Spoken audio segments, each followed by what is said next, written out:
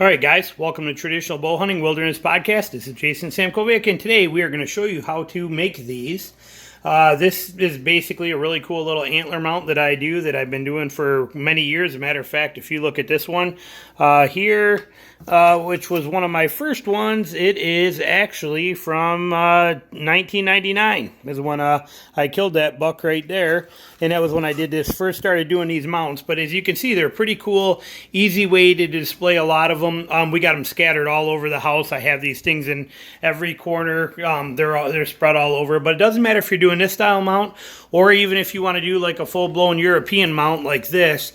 The process is pretty much the same as far as how you handle this, but I do have my own unique way of doing it, and it makes it very simple. Here's a bear skull actually that I did as well too. You can see that's done the same way, but I'm going to show you how to do this. It's real simple, real easy to do, but what I really like about these, like I said, you can put them any place you want to. It's just a real simple, easy process to get them and have them on display. And as you can see, this is from 1999. There's zero yellowing, no nothing. I mean, it's a 20-year-old mount, and it looks absolutely flawless compared to all these other ones as well, too. So these are, you know, different age groups in here, but that one being 20 years old.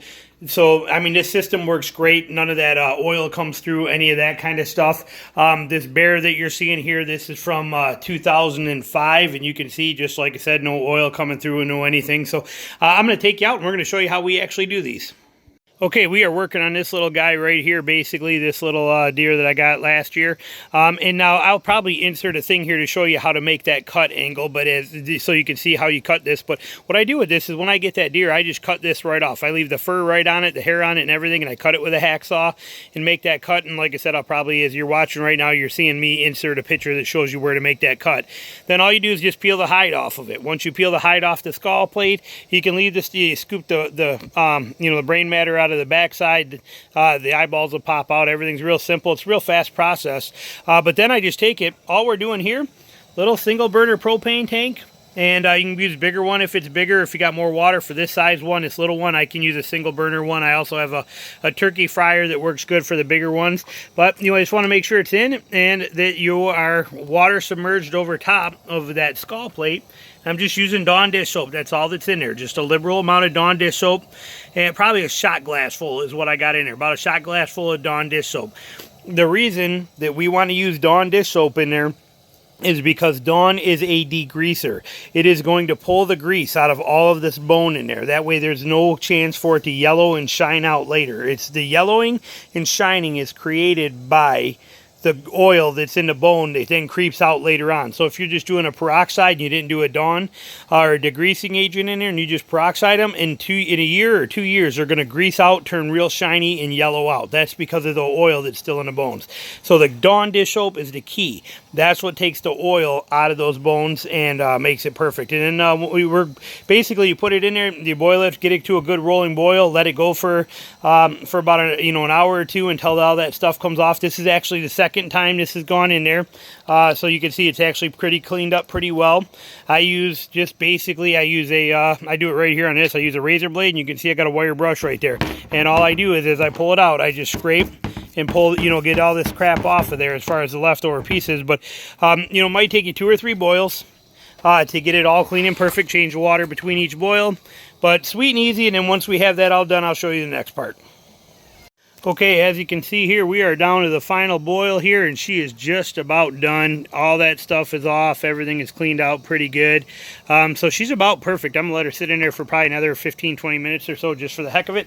While we wait, we can prep that other thing here too. Oh, look at there. Beautiful bear baits. Tomorrow I can start baiting for bear, so I am all set and ready. And but we're going to come over here to the bench, and we are going to prep this piece of wood that I have here, which is basically what we're going to use. I bought this at Hobby Lobby for like a whopping $3, and it will sit right on top of there. Before we do, take a minute here. I'm going to put just a dab of stain on it. I know everybody says that you make sure you wear gloves and that you should use a brush and all this kind of crap, but I am kind of different. So I'm just going to do that, and I am just going to rub the stain onto there, and I'm not being too picky. Like I said, I just want it to look nice, but it doesn't have to be perfect. So I'm just staining it like this. I don't have any of the little brushes, or I'd use one of them, but really I probably still wouldn't, just because for such a simple, fast little project, the paper towel works just fine. I do like to go in a swirly motion though, because it kind of matches the wood grain in there and gets it in. So that's that. And so now we have, making sure that those are staining. Yep, those little spots. So now we have a perfectly stained and ready to go wood plaque. Sorry, I just banged the phone here with my hand, but now we have this plaque all set and ready to go, and that's what we will actually mount those on once they're done and dry. And then we will use that kills is what we will finish it with. I will show you that process once we get there, but now we have a nicely stained, good looking piece of wood that we can set that on. It's almost done. When I got it all finished up out there in about 15 minutes, I'll pull it out of there, show you the rest of the steps. Okay, there it is. As you can see, we have her basically pretty much roughed out here and, all cleaned up very nice, getting ready to be cleaned. Now, what I want to do is I want to just basically take this. Now, you can use a file if you want to. I prefer to use my grinder that you see right here. And I'm going to just kind of level this out so that it sits nice and neat when it's on there and it stays standing on its own. So when I put it on that plaque, it will sit perfectly, and look good and nice set once I get it glued. So I'm going to do that. And also, you can see here, like on the back of this, you can see this little scrubby stuff right on here, a little bit on here. As far as just like right here, you can see how this one is kind of chewed up from the saw when I cut it. I'm going to just kind of touch those up and clean them up and make it look a little more presentable when it actually sits as a mount. I don't want to take away from the authenticity or uniqueness of it, but I do want to kind of just clean it up just a touch. So we're going to, like I said, you can do that with a file. I'm going to do it on the grinder wheel real quick, and I'll show you what it looks like when it's done. There we go, all fine-tuned and set and pretty much perfect here. It does tip forward a little bit, or tip back a little bit. It stands good, but if I leave that right there, it will want to fall backwards. That's because of the weight on them. A lot of them are like that, but I'd rather have that angle to it. So now in the glue, we'll hold that. As you can see, when you look under there, that fits perfect, but the weight of the back end wants to tip it back a little. But once I glue that on there and that sits on there like that, that will be actually perfect and will set and look real nice. So now what we need to do is we need to take a minute here and figure out how we're going to get that all set up with kills and stuff like that. So what I'm going to do is I'm basically going to tape around the bases of those antlers so I don't get any of that kills paint on there. That kills paint, it blocks a lot of crap. It's kind of, it's like antibacterial, that kind of thing, anti-mildew, anti-mold. So it really does. It's a stain blocker. It does an incredible job. All those ones that you saw inside were done with that. Were done the same way with kills. So what I'm going to do is I'm going to tape off around the bases of the antlers, take some newspaper or a bag or whatever I got laying around to cover the antlers, and then I'm going to just spray paint this, which I'll show you when it's all done. Once it's done being spray painted, we're going to just steel wool it a little bit just to give it a little more of this real natural look to it, and then I'm going to glue it on there. Sweet and simple. So I will show you that phase here once I get it all wrapped up. Okay, we are all wrapped up and ready for paint. So all we're going to do is we're going to take this kills. Always do a test shot, make sure that it's coming out nice and even.